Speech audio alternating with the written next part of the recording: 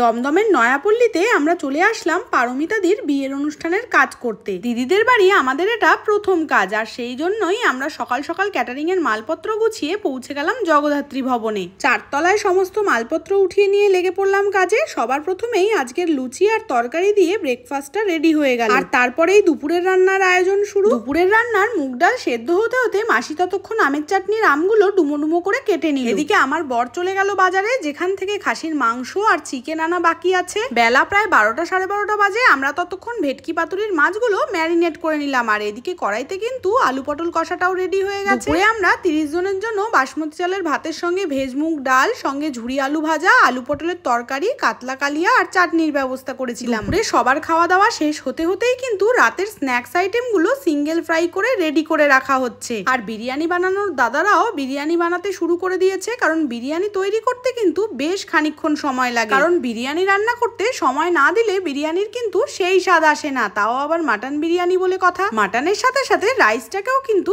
Juicy হতে হবে, তবেই সেই বিরিয়ানি দারুণ স্বাদ হবে। এখন আমরা সুন্দর করে চিজটাকে গ্রেট করে নিচ্ছি, কারণ আজকে আমরা বানাতে চলেছি চিজি কর্ন বল। সবশেষে অরিগানোটা অ্যাড করে দিলাম আমি। এবার সুন্দর করে এগুলোকে মেখে নিয়ে বল বানিয়ে নেওয়া হবে। যে কোনো স্ন্যাক্সই আমরা বানিয়ে নিয়ে কিন্তু একটু নুন ঝাল মিষ্টিটা চেক করে নিই। খেতে কিন্তু দারুণ লাগছিল। প্রায় বিকাল 5টা বাজতে যায়। বিরিয়ানির মাংস তো সেদ্ধই হচ্ছে, আর এর পাশাপাশি কিন্তু অন্য গ্রেভি আইটেম গুলো আমাদের রেডি করে রাখা হচ্ছে। আজকের স্টার্টারের ফিশ ফ্রাই গুলোও কোটিং করে রাখা হচ্ছে। ফিশ ফ্রাই স্যালাড কাসুন্দির পরেই কিন্তু আজকের মেনুতে নানপুরির সঙ্গে হায়দ্রাবাদি পটেটো কোরমা রয়েছে। এই আইটেমটাকে কিন্তু আমাদের কাজের একটা ফেমাস আইটেম বলতে পারো। বিরিয়ানি এখন দম দেওয়ার জন্য রেডি করা হচ্ছে, আর এদিকে কিন্তু ভেটকি পাতুরির মাছগুলোকে আমরা এখন সব কলা পাতায় মুড়ে নেব। আর সারাদিনই প্রচুর বৃষ্টি হয়েছে, আর সন্ধ্যে 6টা বাজতে বাজতেই আরো মুষলধারে বৃষ্টি নেমে গেল। 7টার মধ্যে আমাদের আজকের কাজের সমস্ত খাবার দাবার কিন্তু রেডি হয়ে গেছে। এদিকে আমাদের সার্ভিসিং এর ভাইরা কিন্তু এখনো বিয়ে বাড়িতে এসে পৌঁছে উঠতে পারেনি, এতটাই বাইরে বৃষ্টি হচ্ছিল। আমাদের মকটেল কাউন্টারও সম্পূর্ণ সাজানো হয়ে গেছে, আর বৃষ্টি কমার সাথে সাথে আস্তে আস্তে গেস্টরা আসা শুরু করলো। আর আমরাও তখন গরম গরম স্ন্যাক্স আইটেম গুলো ভাজতে শুরু করলাম, কারণ এবার আমাদের গেস্টদের পরিবেশন করতে হবে। স্ন্যাক্সে কিন্তু ক্রিস্পি চিকেনের সাথে ফিশ বল আর চিজি কর্ন বল